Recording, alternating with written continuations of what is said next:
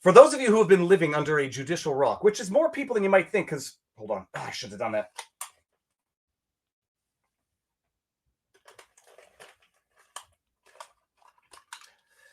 For those of you who don't have glasses, some of you might not have the same obsession, pet peeve. If my glasses are crooked, it drives me crazy. If they're like a little off and I can't see, it drives me crazy. So when I adjust them, I shouldn't do it with my headphones. I've got the good balance now. I'm not touching them again. Kari Lake, the latest. We've been covering this from day one. From day one of the midterms, when people were posting videos to Twitter saying, I can't vote in Arizona. Maricopa County lineups are out the door, hours long. My ballot is not being read. It's being rejected. I'm being asked to fill things out by hand, put it into magic mystery box door number 3. It'll get counted later, etc., etc. The November midterms, it did not go off without a hitch. There's nobody out there who is sufficiently dishonest to say that it did. People were claiming disenfranchisement. People were claiming chicanery. People were claiming that, what's his name? Richard, the Maricopa County recorder. Bill Gates, the Maricopa County Elections Board dude, who had previously been involved with super PACs that were anti-MAGA super PACs. Remind me about the perjury in a second. People were saying there's chicanery afoot. These individuals who are responsible for the voting in Maricopa County, despite being Republicans, or as some people might call them, rhinos, are political beasts in any event, in that they have had involvement with anti-MAGA candidate super PACs, or PACs, not super PACs, political action committees. People were claiming chicanery, fortification, incompetence, whatever. That cost Kari Lake the election. Kari Lake lost to Secretary General, who was running, who certified her own election, her own appointment, Katie Hobbs. Kari Lake lost by 17,000 votes on an aggregate of 2.87 plus 2.7. So that's like 4.5 million. That's 5.5 million votes. I'm an idiot. Kari Lake lost by 17,000 votes. Katie Hobbs got 2.87 million votes. Kari Lake got 2.7. Is that 170,000? What's my problem here? 287, not millions. 17,000 votes on 287,000 votes. Someone in the chat correct me if I'm off on the numbers. I forget. Doesn't matter. Kari Lake lost by 17,000 votes. You know what? I'm going to the chat and Rumble because I feel stupid now. Was it 287,000 votes, right? Not 2.87 million. That wouldn't make any sense. 287,000 votes. Lost by 17,000 votes. And did not feel it was fair. Because on election day, where, as we saw during the trial, which we're going to get to, Republicans outvoted Democrats 2-1. 70% of those who voted on the day of were Republican votes. Looking in the chat. Okay, I just saw what a weak, pathetic little man, and I thought someone was talking about me. I mean, I'm weak and pathetic, and I'm little. Sorry, hold on a second. I'm little and pathetic, but I'm not weak. Okay, chicanery. Kari Lake said election was fortified in a suppressive manner, in a disenfranchising manner. I'm suing. There have been many lawsuits filed. There was one by Fincham. A number of election contest lawsuits have been filed, dismissed. Kari Lake filed a lawsuit before the November midterms, claiming that there were certain problems that were going to arise from the voting machines. Dershowitz was the lawyer. We talked about this. That lawsuit was dismissed. And not only was it dismissed because it was hypothetical, it made vague allegations that were unsubstantiated. Counsel was sanctioned for having filed a frivolous lawsuit. Dershowitz, as the attorney of the file, personally sanctioned for having filed a lawsuit which was deemed to be frivolous because vague allegations, unsubstantiated allegations, no harm had occurred, yada, yada. Kari Lake, after the alleged disenfranchisement of the midterms, filed lawsuit. And people were saying it's a frivolous lawsuit. Katie Hobbs and the other Maricopa County defendants filed a motion to dismiss. succeeded in having dismissed 8 of the 10 claims of Kari Lake's lawsuit. There were First Amendment violations because Katie Hobbs had been revealed to have interacted with Twitter, directly or indirectly, to have misinformation, negative posts removed from the platform through the various back channels that we now know that the government has had, probably still has, and probably always will have with various social media platforms to control the narrative, to manufacture the consent of free and impartial elections. We don't need to get into the Twitter files, but it segues into the Twitter files in that we now know that any consent that we thought we had given to elections has, to invoke the Chomskyan concept, been manufactured consent. Boy, howdy. We think it's free and fair elections. It is, in fact, exactly as that Time article magazine described back in 2020, a secret cabal of well-funded individuals, ideologically aligned, controlling the flow of information, changing the rules and regulations, engaging in lawfare to ensure the preservation of democracy, the fortification of an election, as others have grown to know the term fornification. So people suspected there was fornification with the Maricopa County in particular, November midterms, because people were waiting in line for hours. Ballots were not being read. The Maricopa County guy there, Bill Gates, and the recorder, Richard, the day of the election, we've seen this video multiple times, came out and said, everything's going as planned. We are having some problems with tabulators at 20% of the locations. The problem is the tabulator is not reading the ballot when you put it in. And so what you can do is put it in mystery box number 3, and rest assured it will be counted later on. You just won't know that it was registered the day of, but, have faith. They said this. Bill Gates, Maricopa County, the Board of Election, I forget what his title is, and that other guy, Richard, the recorder, saying, we have problems with 20% of the voting locations. That doesn't mean 20% of the machines, because some of these voting locations might have more on average machines than others. You might have had problems with more than 20%, and probably did, more than 20% of the voting ballot machines themselves. So Kari Lake files suit. Katie Hobbs and the other defendants make a motion to dismiss and succeed on dismissing 8 of the 10 claims under which Kari Lake was challenging the election, contesting the election. 2 of the 10 claims went forward. That was the ballot on demand issue, which was when you showed up to vote and you asked for your ballot to be printed, there were problems with 20% of the voting locations. But no worries. You can go find another location and wait for 3 hours in line if you're so inclined.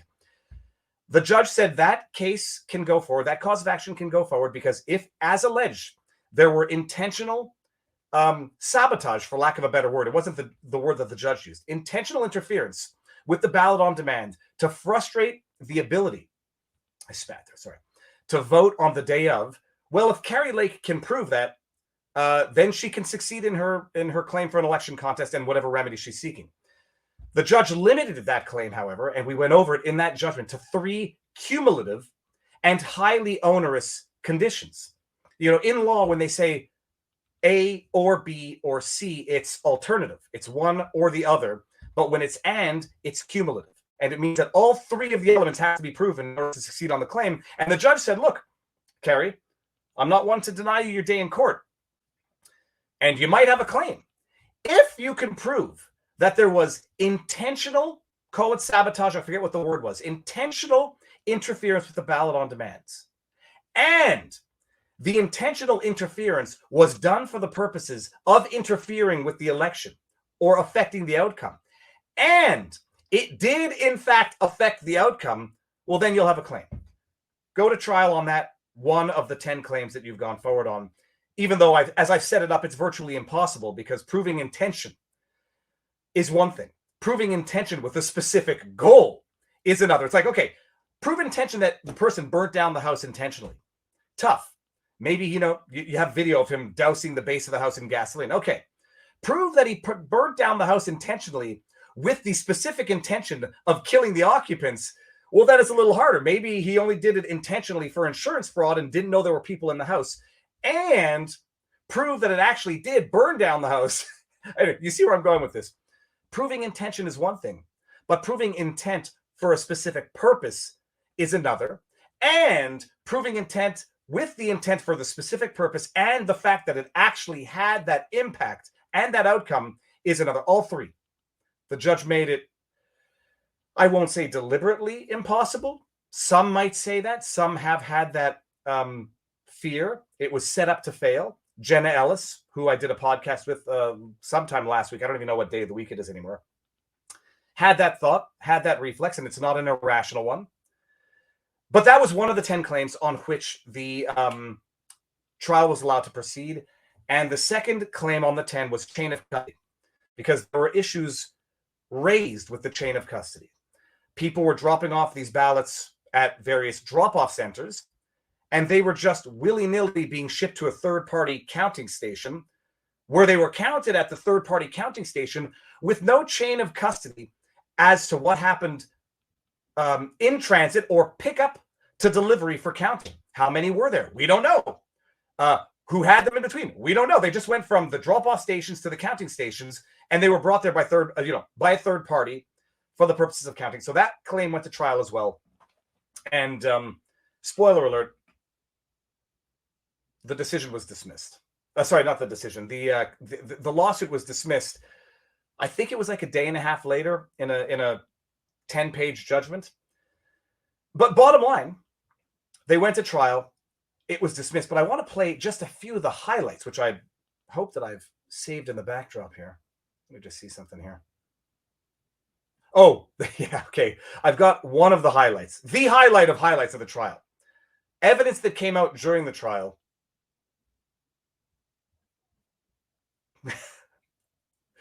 Sorry, I just saw Counter Moon in the chat in Rumble says, I don't know, could it be Satan? And I know that reference. That's Church Lady. Let me just see if I missed any Rumble rants. I don't think I did, and if I did, my apologies. And I'm reading some of the chats, which I'm not going to read out loud. They went to trial. As far as I'm concerned, and I'm not going to say it's because, it's the highlight that I think is the best highlight from the trial, the most damning highlight from the trial, but I think it is. Look at this, guys.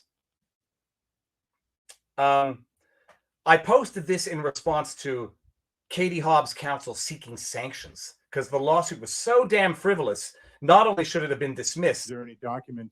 Not only should it have been dismissed, but Kari Lake deserves sanctions for having filed the election contest lawsuit and taken it to trial in the first place. Everybody, when you look at this video, I want you to envision, and you'll never be able to get the image out of your head, Mayor Quimby during his mayoral debate with Sideshow Bob, where he was sick and under the weather and had the flame emojis added by News Channel 5 around his head. This is, who's this guy again? This guy's involved with Maricopa County. Someone in the chat, I forget his name and I forget his exact position, but this guy was involved with the election. He was involved with the Maricopa County Board of whomever. This guy was involved with the election, taking care of it, making sure it went down without a hitch. Not only were there problems, it was revealed that there were problems. They knew there were problems. We all know now the infamous, for anybody who watched the trial, printing up a 19-inch ballot image on a 20-inch paper was resulting in it not being read by the ballot reading machines because it wasn't configured properly. How that happened on election day when 70% of the voters are Republican voters, I don't know. How do you say it's my first day in Spanish from the Simpsons episode there? It's my first day. No es mi first day. C'est ma première journée. Don't ask how, but it happened. It's like it's the first time anybody's running an election in the digital age. We can, some people might disagree with this, we can land on the moon. We can talk about colonizing Mars. We can judge foreign countries' elections if they don't go down without a snag. We're not even printing up ballots that are configured properly. Why? Who knows? Who knows? But listen to this. They knew there was a problem. This was revealed during the trial. Maricopa County, I'll say concealed the problem from the general public. They're looking into it, and they're just not letting anybody know that they're looking into it or that there was a problem that they're looking into in the first place. And that's what this highlight confirmed. Listen to this. Is there any documentation of any inquiry about this fit to print issue? Fit to print, how they called it. I don't know if there's any documentation. So you said you performed First off, this guy could not look more uncomfortable. He was very good when he was being examined by friendly lawyers. This guy looks like he's holding in vomit or diarrhea. Not sure which, but they're asking him any documentation about this fit to print issue, because we now have discovered there was an issue where ballots were being printed in the wrong size, not being read, and how were the printers configured to print a ballot in a manner that would not be read on election day? I don't know. Are you looking into it? Is there any documentation of any inquiry about this fit to print issue? I don't know. I don't know if there's any documentation. So you said you performed a root cause analysis to determine how these problems arose on election day? We're in the process of performing a root cause analysis. And terrible. As part of that root cause analysis, you determined that there was this fit to print issue in 3 locations, correct? That's correct. Is there any documentation preceding yesterday's testimony that identifies this issue? As part of, yes, there is some documentation. There is, of course, because we're What looking into it. documentation? So some of our audit reconciliation forms that identified the 3 locations. And what do those audit reconciliation forms show? They show the number of check-ins from voting locations. Check-ins? Show the number of door 3 ballots, and then notes based off our audit reconciliation. How many people checked in? How many people Does it say couldn't fit to vote print properly? issue was the cause, or words to that effect on those forms? It actually is using the term shrink to fit, not fit to Shrink to fit, shrink to fit. And was that determined to be the cause, or is that was that an assumption as a possibility? It was determined to be the cause for those 3 locations, or the ones that wouldn't be read at the voting location and then be read at central count. Wait for it, by the way. This is not the punchline yet. And again, you did not mention this in your testimony yesterday, did you? No, I didn't. I did not. Why not? Didn't think it was relevant? Did you publish anywhere that there was this shrink to fit issue after the election? Insert flame emojis. Flame emojis added by Viva Fry. We've not. So you didn't tell the public, hey, we've discovered, I mean, you're performing a root cause analysis, and you find out that there was this shrink to fit issue that gave rise to problems in the tabulators, and you did not inform the public about this. We're still in the process of our root cause analysis. By the way, just appreciate what just happened there. Let's listen to it again, and you can all identify when you're being lied to through omission. Did not inform the public. Here, hold on. Find out that there was this shrink to fit issue that gave rise to problems in the tabulators, and you did not inform the public about this. You knew there was a problem. You're looking into the problem, and you didn't inform the public? Yes or no? His answer? I can't say no. We're still looking into it. We'll always be looking into it, so we'll never need to tell the public. We're still in the process of our root cause analysis. We're still in the process. That's why we did not inform the public that there was a problem. When were the midterms? A month and a half ago?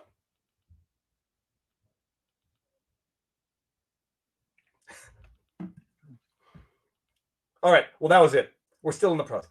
We're still in the process. And we will always be in the process. Because we don't want to tell the public. By the way, I got a text that said my internet is terrible. You know what? It's not getting any better. I don't even think I can tether off my phone.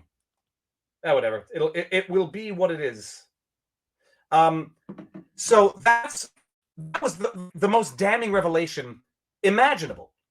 People are being called conspiracy theorists. The whole issue, by the way, I got to steel man it so as not to be accused of straw manning it.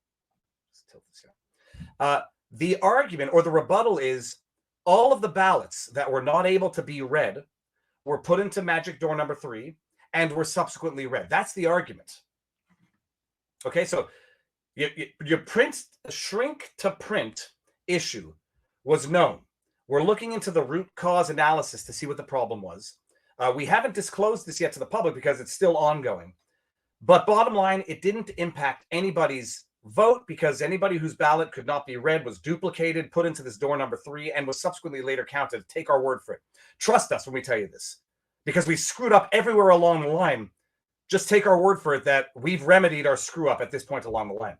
Forget the fact that even if that's true, okay, even if that's true, that all votes that were not able to be read by the ballot on demand, that were put into magic door number 3, were subsequently read. Just imagine the delays that caused the day of, and the people who were disenfranchised because they simply could not stick around to vote. 17,000 of them? Well, the issue was, as the judge came to the conclusion, it's hypothetical, we don't know, but bottom line, any problem that there may have been wasn't intentional. They did not meet their burden of the proof, although, there were serious issues that had to be tried. So there's that. That was my favorite highlight of the trial. They had an expert, the defendants. I'm going to bring this up because it's going to be relevant when we get to the sanctions. After the lawsuit was dismissed, Katie Hobbs, the other defendants, made a motion for sanctions to punish Kari Lake, to punish anybody who has the audacity to try and ensure that elections go snag-free. That, you don't have issues that you investigate and do not disclose to the general public because you're still investigating. God forbid anybody should do that. We want to silence them, chill that right, and make them shut up, sit down, and accept the results from a group of people that are just bona fide incompetent, and incapable of doing what they were hired to do. And paid a lot, by the way. The recorder, Richard, paid $170,000 a year to run the elections properly and snag-free. I don't know how much Bill Gates is paid. They had an expert, Katie Hobbs, during the trial, who came out to say, look, the experts for the plaintiffs didn't prove any definitive outcome result change. It was all hypothetical, yada, yada. The guy testified for what, an hour and a half? The expert's name was Kenneth Meyer. And as the guy's testifying, watching this on Twitter, and I'm like, this guy's an expert. He's supposed to be impartial. He's supposed to be an expert in his domain. Did anybody verify his social media footprint, profile? I don't know if the defendant's lawyers did or did not, and they decided, not to use this stuff in cross-examination. They didn't do it during the trial, but I was live tweeting, looking through Ken Meyer's history, social media, and then you see things like the expert. I'm spitting all over the place here. The expert for the defendants, impartial expert who's supposed to have no dog in the race, retweeting Adam Kinzinger, who says, had I known that standing up for the truth would cost me my job, friendships, and even my personal security, I would without hesitation do it all over again. Watch live my last speech as congressman on the House floor. Adam Kinzinger, the bipartisan element of the January 6th committee, the kangaroo committee, hell-bent on doing whatever it takes to keep Donald Trump out of the White House again. Ken Meyer's retweeting Adam Kinzinger. But wait, there's more. Ken Meyer, the expert for the defendants, tweeting, maybe it's just me, but a former president running again, calling for the termination of the Constitution seems more newsworthy than, the other thing, which I presume is the Hunter Biden laptop thing. I'm not sure what the other thing is under this context. Doesn't stop there, by the way. This is the defendant's expert who wrote an article. Where's the article that this expert wrote? Here we go.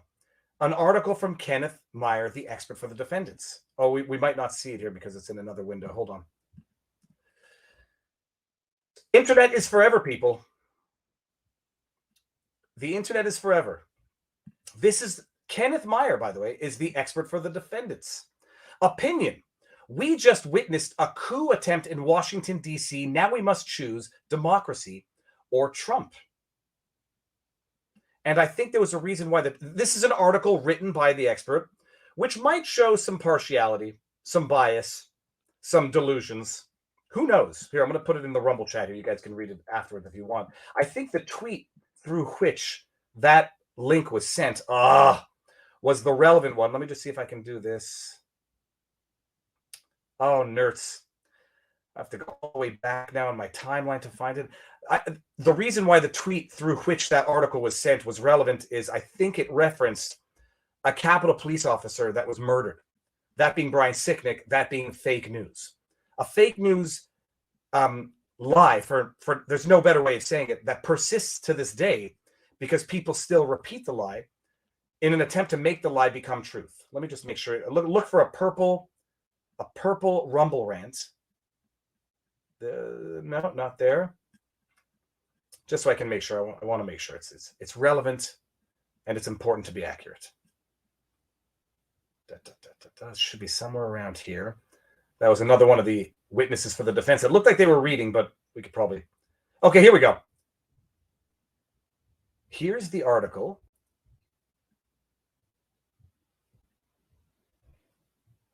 Okay, well, there was something about.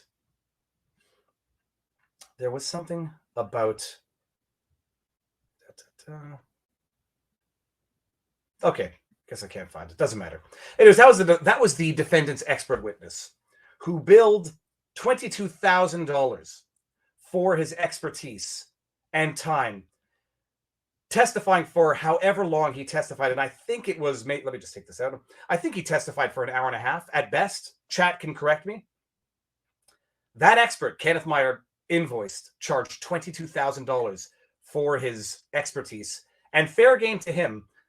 The motion for sanctions filed by Katie Hobbs and the other defendants seeking, get this, people, about $600,000.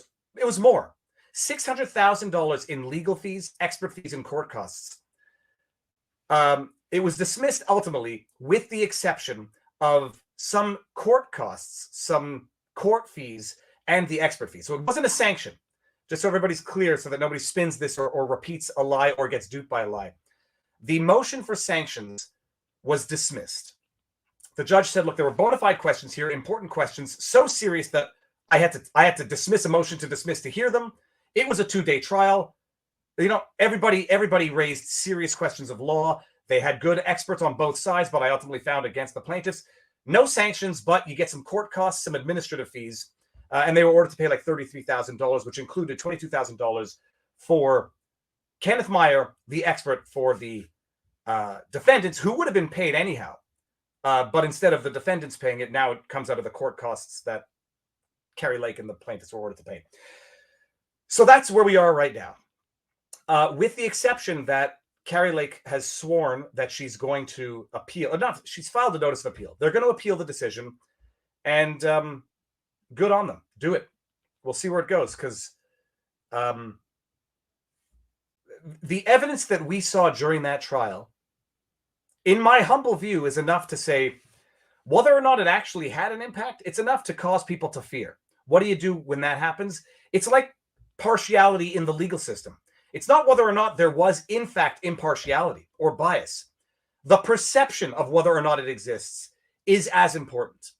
So whether or not this impacted the outcome of the election, and I think I don't need an expert to tell me that when 70% of the votes on the day of are Republican, and there are delays that cause, by defendants' own admission, upwards of 2 hours of delays to vote, but by all accounts, more than that. People turn away, people walk away, people get disenfranchised. Whether or not it was 17,000, I would have no trouble believing that it was, but I have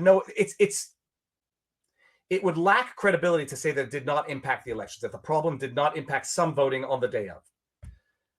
But the judge had set it up in a way that it was cumulative elements of evidence that had to be proven one on top of the other, virtually impossible. If that's a mistake in law, if that's an error in law, a court of appeal should intervene, but don't hold your breath.